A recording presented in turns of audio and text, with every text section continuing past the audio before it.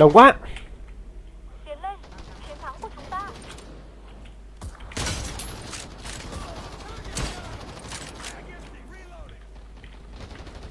Gắng lên, ưu thế đang thuộc về ta. Ai chặn?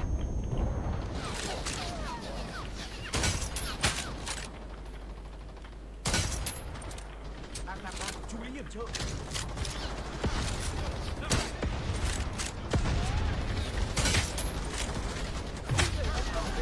What? Ê, trận này cánh tim 17 mạng rồi. Ghê không?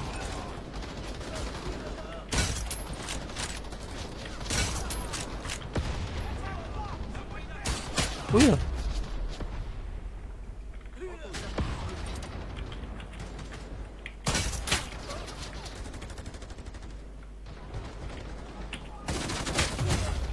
Không được rồi.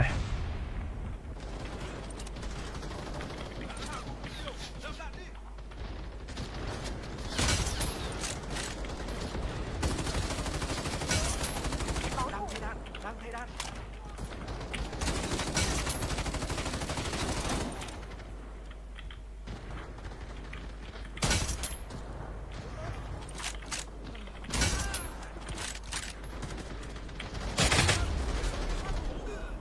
Phe ta dẫn trước, trấn áp chúng. Bên mình vẫn đang thắng.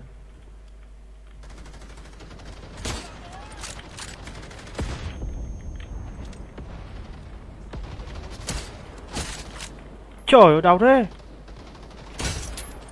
Xem nhẹ sức mạnh báo thủ. Hết đạn rồi.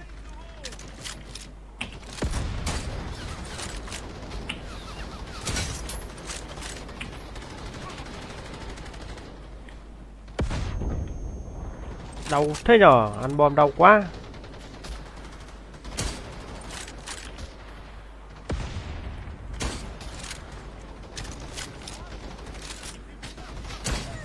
Tôi Hú. ở ngay sau lưng đây. Ao. 30 kill rồi á? Thằng tôi bên kia nó 37 kill rồi, nó gánh rồi, thua rồi. Dẫn trước, đổi chiến thuật thôi. Tìm chỗ nấp.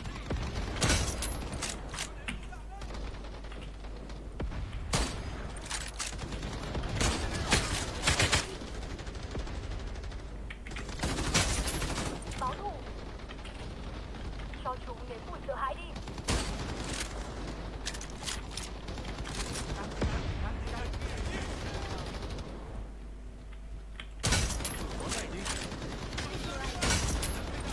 Hòa mang ơi. Đủ, không gánh được rồi. Bên mình yếu rồi.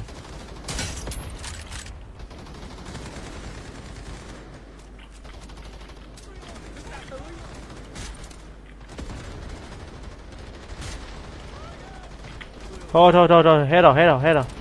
Thua. CF đi anh khoảng tầm 9 rưỡi nhá, tầm 9.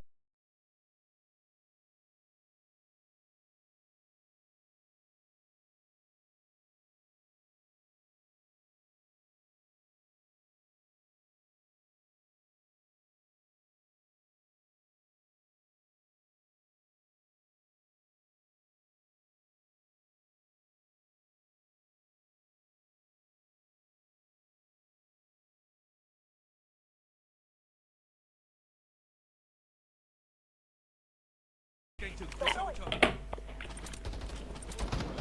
Tôi có địch. First kill. Trận này gánh lạo rồi.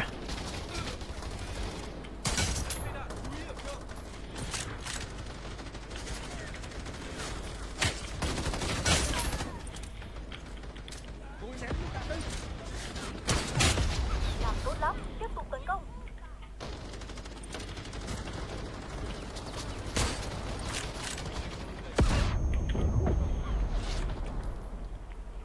Đau đấy nhở. Làm tốt lắm, tiếp tục tấn công. Đây, súng cái này mới xịn này. Lựu đạn tới.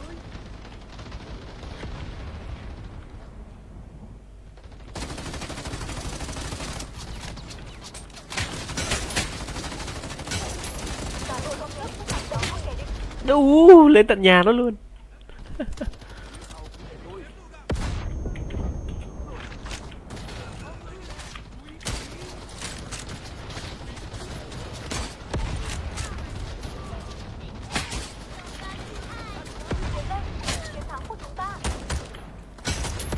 Ngon.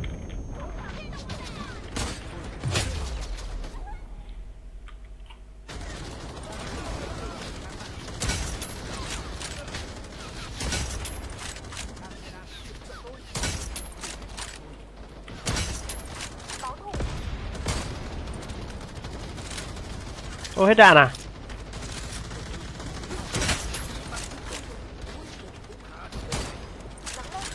Thế đang thuộc về ta.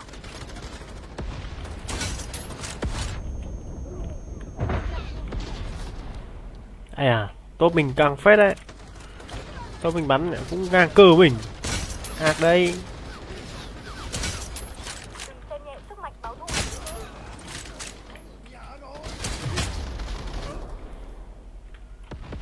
Ừ, 18 rồi.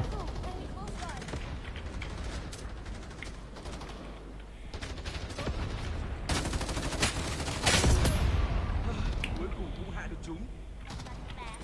Trận này có thắng được không?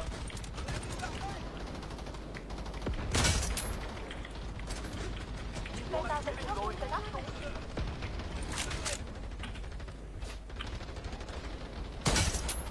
Tiến nghị đi. Báo thù.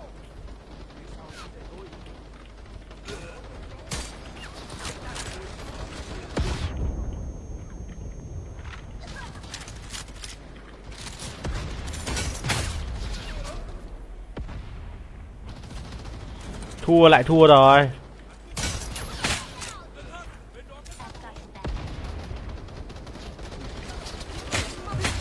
Khả năng lại thua. Hãy tìm cơ hội. Ấy, Cuối cùng cũng hạ được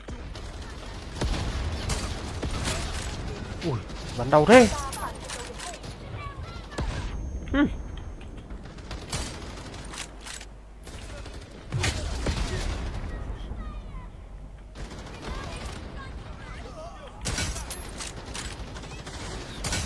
Phe địch dẫn trước, đổi chiến thuật thôi. Nhìn. Nhìn. Đấy, nhưng mà sắp thua rồi. Chú ý hiểm trợ. 5 viên 5 mạng luôn. Đẳng cấp không? Thôi. Nó nằm kìa.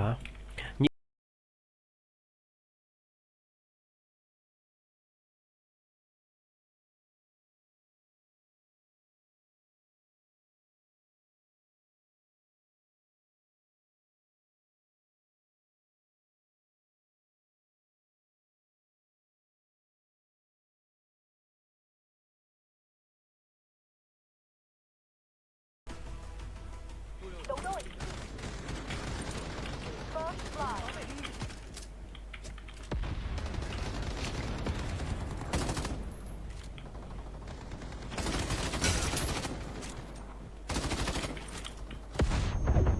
Ê à, nó mắc mà. Sao cho? Làm tốt lắm, tiếp tục tấn công.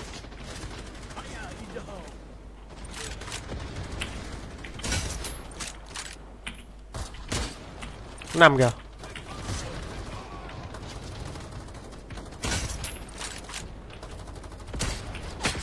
Làm tốt lắm, tiếp tục tấn công.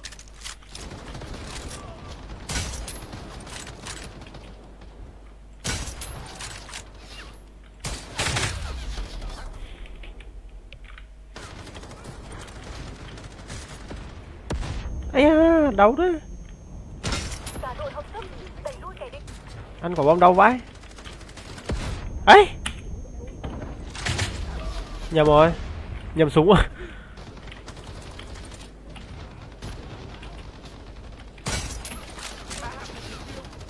Ta chỉ đàn áp, hãy tìm cơ hội. Bắn này, bắn thế này này. Chiến thắng của chúng ta. Đấy.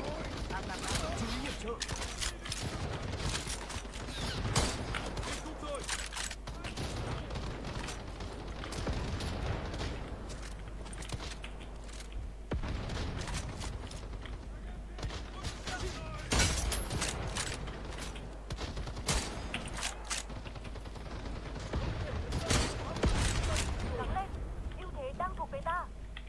Bên mình vẫn đang thua. À, đang thắng.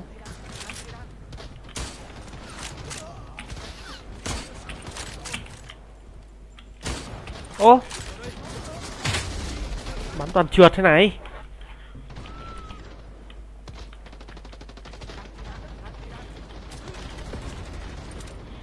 Bay. Đấy. Chưa bay.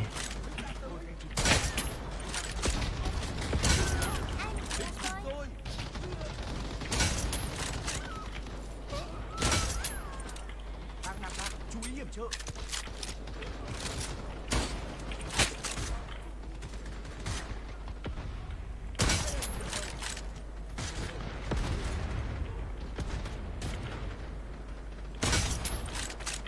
Chết ngay, có gì đâu.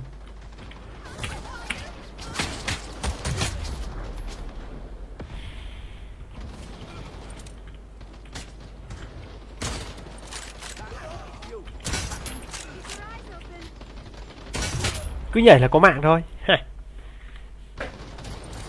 Đẳng cấp không?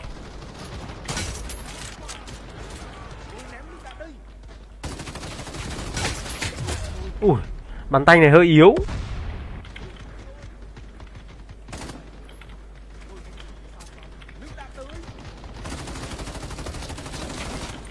Phe địch dẫn trước, đổi chiến thuật thôi. Chúng ta vẫn còn hy vọng. Hỗ trợ tôi.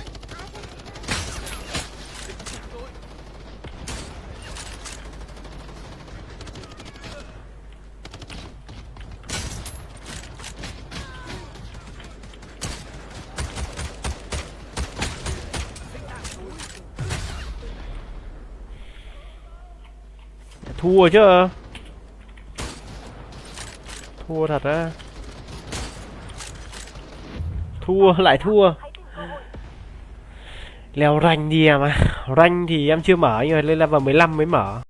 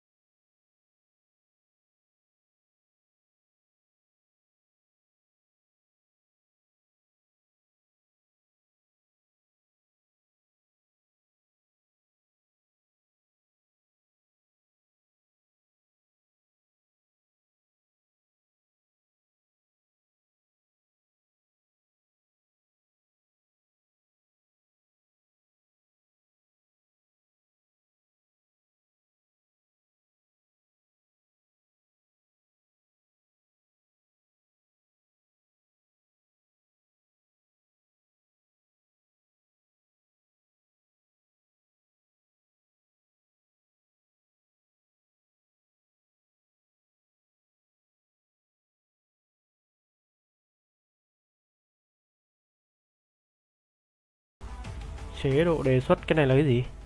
Tuần tra nguy hiểm, cái này AI rồi.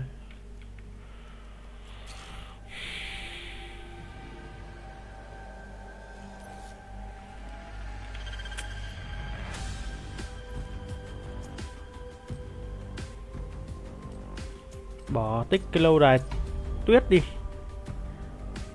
tìm map khác. Ra chế độ mới hả anh nhá? Không, đây là game truy kích mà em ơi, có phải là đột kích đâu.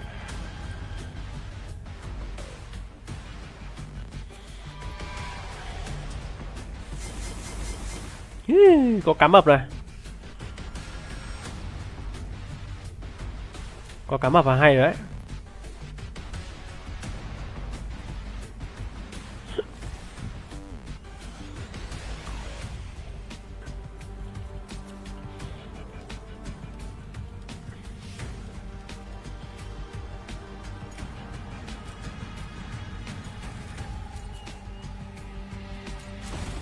Ok,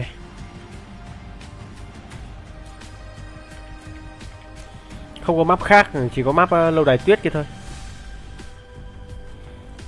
Thôi cũng được, bắn tạm vậy.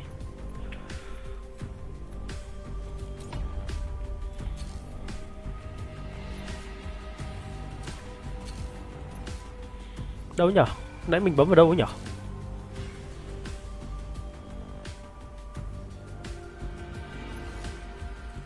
Đây. Ok. I3 10100 1660 1660 cơ. 1660 chắc chơi được ấy. Cái của mình thì đang là 2060 nhưng mà chơi ổn ổn đấy. Hơi giật đấy, chắc 1660 mà hơi mình cũng không biết đâu. Đã hạ gục mục tiêu, nạp đạn đi.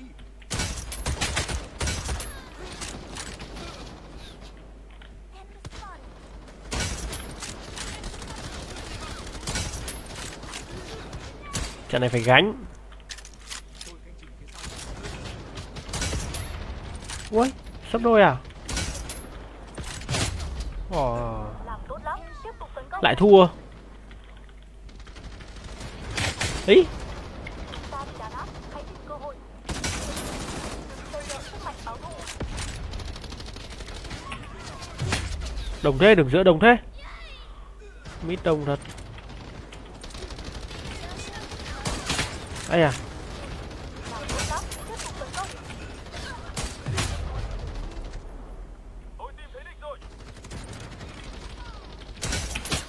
đồng quá anh em ơi. Phe địch dẫn trước, đội chiến thấp thôi, cả đội hợp sức, đẩy lui kẻ địch.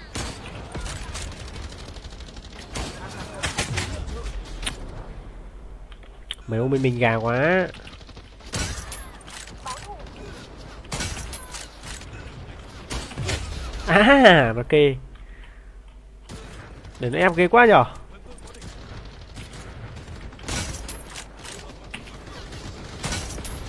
Tiến lên, chiến thắng của chúng ta. Chúng ta bị đàn áp, hãy tìm cơ hội. Đang thay đạn, đang thay đạn. Á, cứ cầm K98 hết đạn ra là nó ra. Vô lý thế. Trời ơi anh em ơi, để nó bắn thế, để nó ép thế.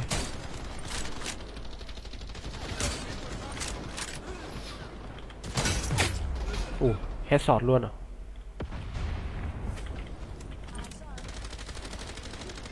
Phe địch dẫn trước, đội chiến thấp thôi. Ai à, thanh niên bắn tốt nhở. Sao lại có boss CFVN ở đây này? Cuối cùng cũng hạ được chúng.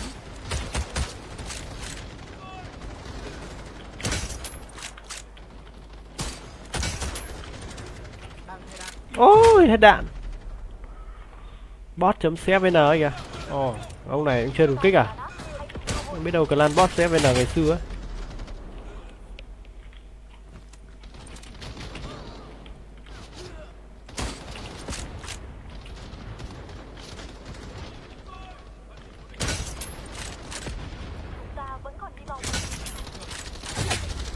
Rồi nó móc rồi. Không đỡ được, cái này không đỡ được. Bên kia nó móc đông quá.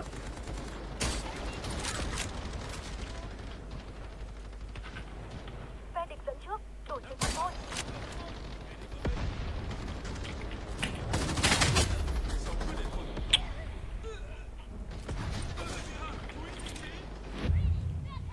Toàn thua nhỉ, hôm nay bắn toàn thua nhỉ.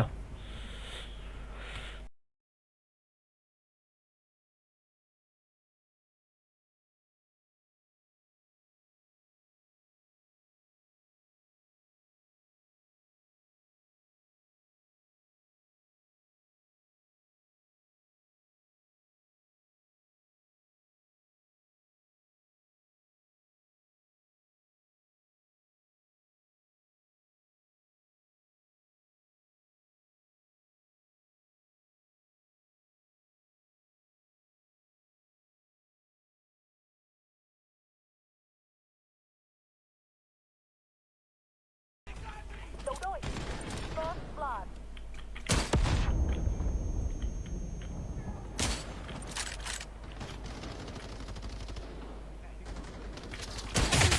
Không thế nhỉ, pro ấy, pro ấy. Cái này là ăn hành rồi.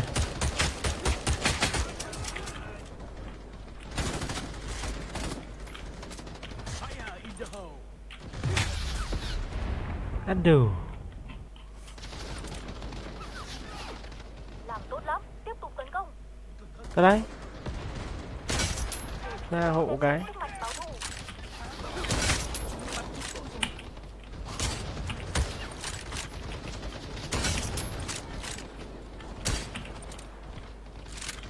Làm tốt lắm, tiếp tục tấn công.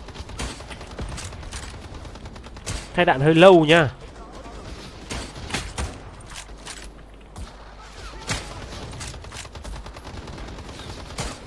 Bắn 5 viên mà không trúng thằng nào thế này. Cả đội hợp sức, đẩy lui kẻ địch.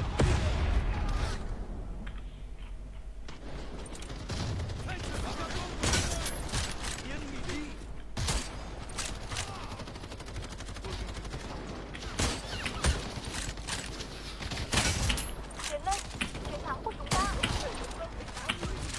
Hết đạn rồi.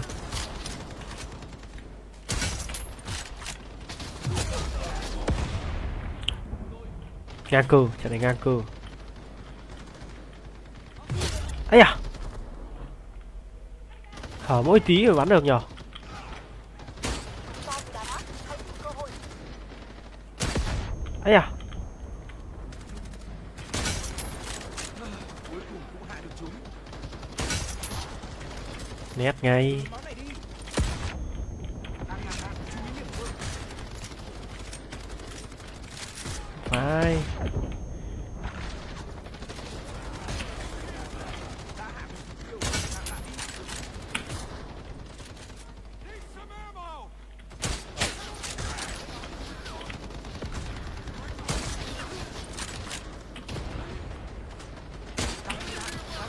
Khó chịu ấy, thằng này bắn khó chịu ấy.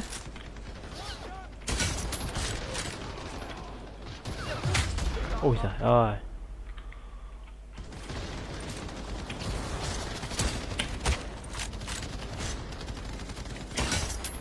Báo thù.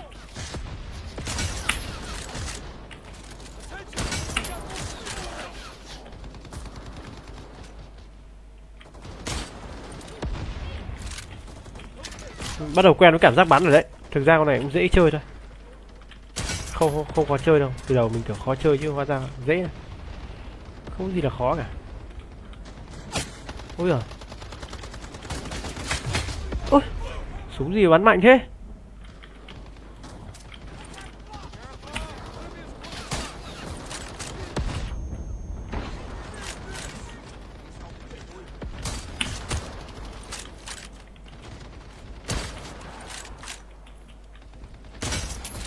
Ta bị đá áp, hãy tìm cơ Bắn hội. 5 viên mới chết mạng cái này. Hơi lỗ nha. Chúng ta phải chiến đấu đến cùng.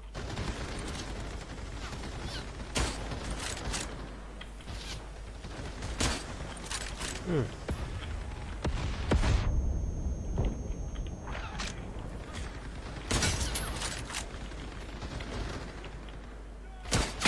Ai da, đau dã man.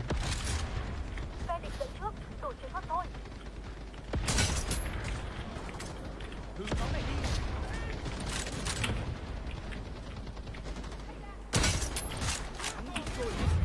Vẫn thua anh em ơi.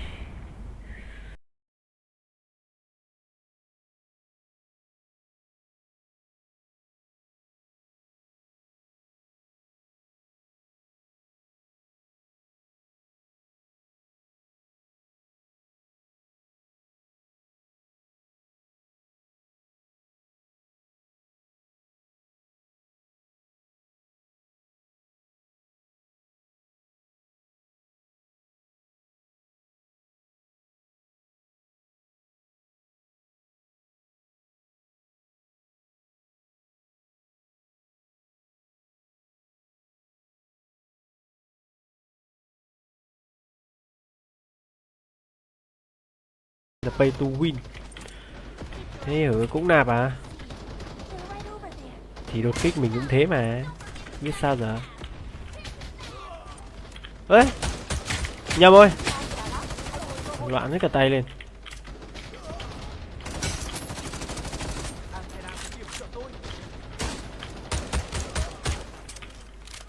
Từ từ. Đang thay đạn.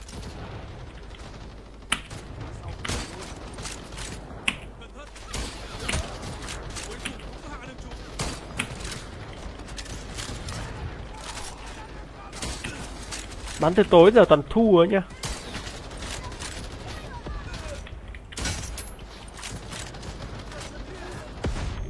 Ê.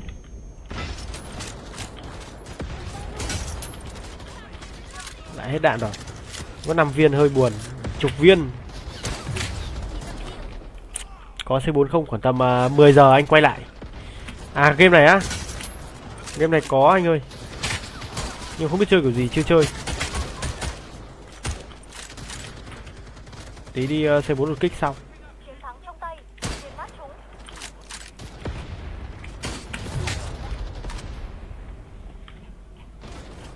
Phe ta dẫn trước, diệt nát chúng. Đẹp.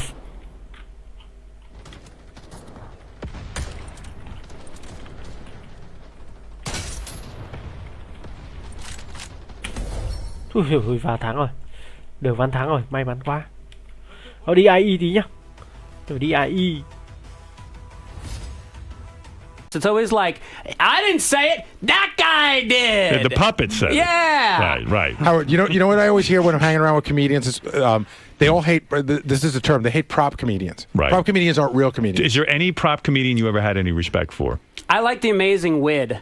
He was good? I don't know. I mean, to me, it's just like if Amazing Jonathan's funny. it's not that I don't think they're valid, and I don't have any problem with what they do. It's just not what I enjoy. Right. You know, I just You like feel. to hear somebody talk as themselves about their life or Yeah. their observations. Yeah, but I'm never bitter about someone's success. Like when Carrot Top, I came on here once and I shit on Carrot Top just Right. because it was easy. Right. It's a punchline. And then I was at the Improv like a week later in Hollywood, and we were waiting for the valet guy to pull up our cars, and he was standing next to me. Right. And I look at him, and he looks at me, and I didn't really know him. I met him once or twice, and he's like, Hey, man, why you shitting on me? no, I said, hey, I'm sorry about what I said on Howard. I know why he knew.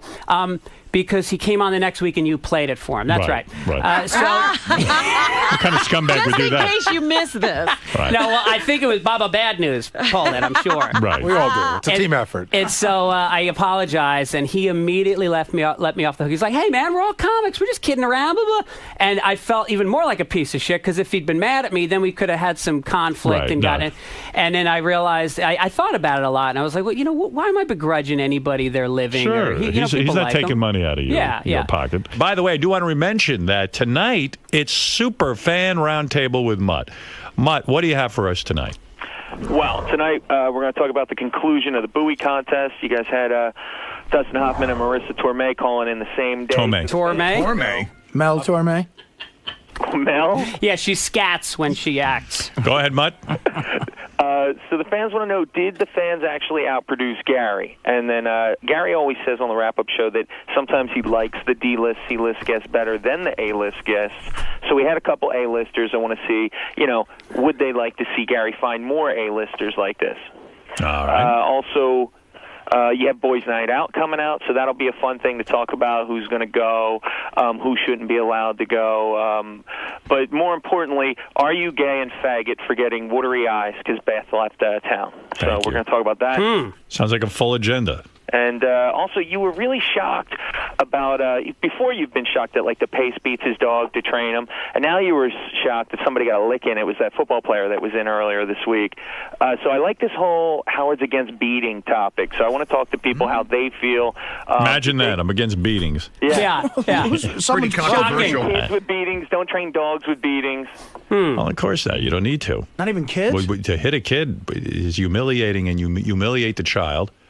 I washed my son's mouth out with soap last week. You did? Yeah, and it was weird because I've never. You know what? That is despicable. I don't know. You know what? You don't know? That's horrible. Was he using the leaf blower wrong? For what reason? He cursed? Well, here's what it is. He said something which then his sister picked up on. And the thing is, she's starting first grade. Right. She doesn't even know what it means, and now Okay. she's saying it. So we spoke to him about it. We spoke to him about it again.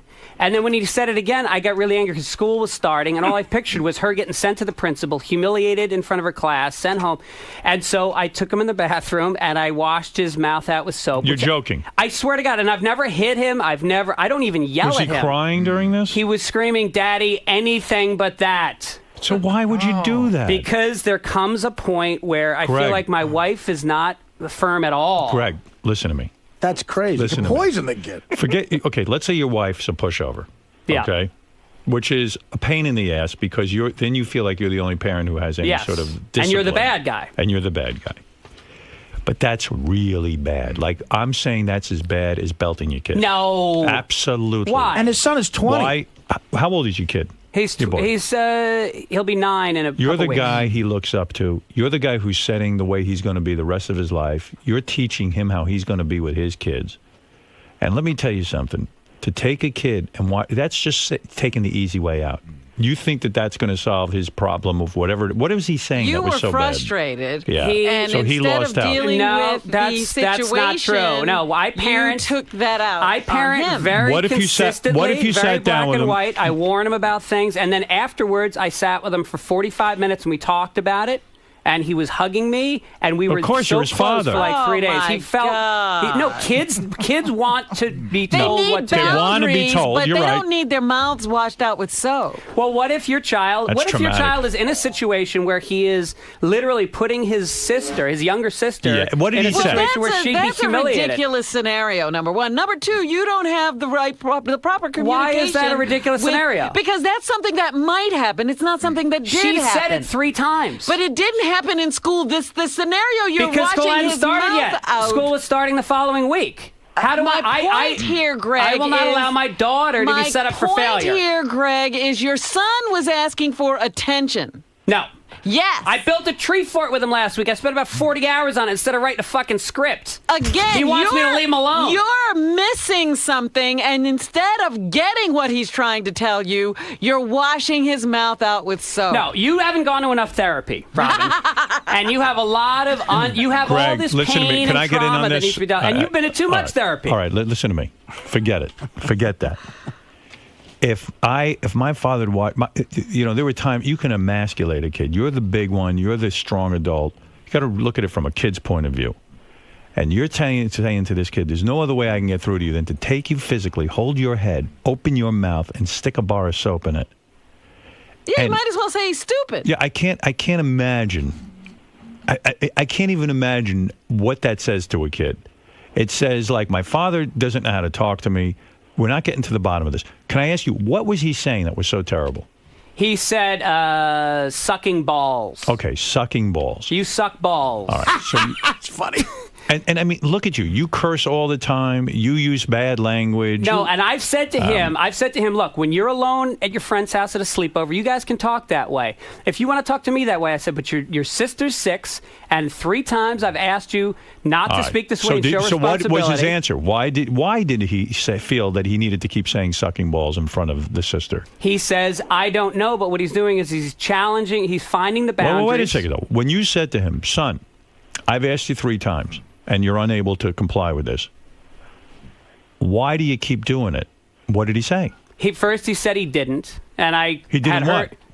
That he didn't say it? Yes. Okay, so, well, I heard it. Why do you keep doing it? And he says, I don't know. And I said, but I've told you 3 times you can't do it because JoJo's going to get in a lot of trouble. Right. And then he does it again, and then eventually you have to, look. Well, why not try taking TV away for a week or something that's maybe appropriate rather Something than... that would be harder than washing his mouth out with soap. Right. Harder? Yeah, because you'd have to actually carry through. You'd have to make sure you did something. I had to hold his head while I put the soap in. That was ridiculous. No. And I mean, you're dominating your son. I mean, you're taking your son physically and dominating him. Only I mean, because you're emasculating bigger. him. Yeah. Well, that's what a parent does. You dominate your child. No, you don't humiliate them, and you don't physically abuse them. That's abuse. That's not abuse. That absolutely is. No, it's soap. Psychiatrists It's not have said poisonous. The most awful thing you can do to a child is humiliate them. I never humiliate my child. Oh, washing his just did. mouth out with soap, No, treating him. That was a very firm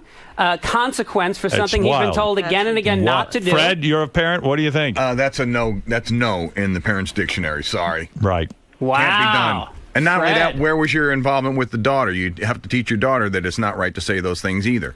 Yes, I spoke with her. Or you can do a thing or what you do is you say, you can say that, go ahead, go crazy. Say it all you want right now. Let's get it out of our system. What did your wife Make think it when less she heard that you did enticing. this? She was on board. She was on board with it? Yes. Ooh, wow. But Maybe she's afraid not to be. I had Maybe not. You'll wash her mouth out. We don't know what he's doing to her. I had not talked to her about it before, and that's the one thing I felt bad about. Is normally we discuss how we're going to handle discipline. I guarantee you, she didn't like it. So you She said she admit had no this was problem a with it. spur of the moment thing. You just did it. It was a gut thing, but at the same thing, it was not a violent thing. I was not angry when I Yes, did you it. were. It was very You matter of You fact. did it out of able to anger. do this because he's smaller and you're physically larger. Oh yeah, that's my thing. I never pick on bigger guys. That's what I do all it's not day. the point. I'm talking again. All day? He's not looking at it from, well, my dad beats up everybody. He's like, my dad just beat me up. I didn't beat so him up. if I do something my dad disapproves of, or something where, my dad gets angry, he's going to physically hold my head open and wash my mouth out with soap. I mean, that's crazy. Manhandle me. You got to What stop if you have that. a child that is consistently testing the boundaries You and gotta going work it out. past You it got again and children. again and again? You could come up with appropriate punishments. So you I don't gotta- say there's anything wrong with setting limits and saying, listen, you're acting inappropriately, and I have to punish you for that because you're not listening to me. And so your punishment will be... And if you actually knew the child, you'd know what to take away. Oh, I don't know my child, Robin. I don't know. You had You to don't. wash his mouth out with soap. But that's a big leap, isn't it? That Why I not don't know ground- my I'm child. simply saying you would know exactly what to take away. How do you know that? Have you had children? Yes. She does. She has my child. You don't have children, do you? It's secret, but I have a child. No, I love that. She doesn't go to therapy, never been married, never has children, but she can tell me how well I know my son. I raised children, and I was a pediatric nurse. That doesn't I used mean to- anything. You are an I used academic. to have to handle She can... Listen. 30 kids on a unit That were at one not time. your children. Listen, I have I three... still had to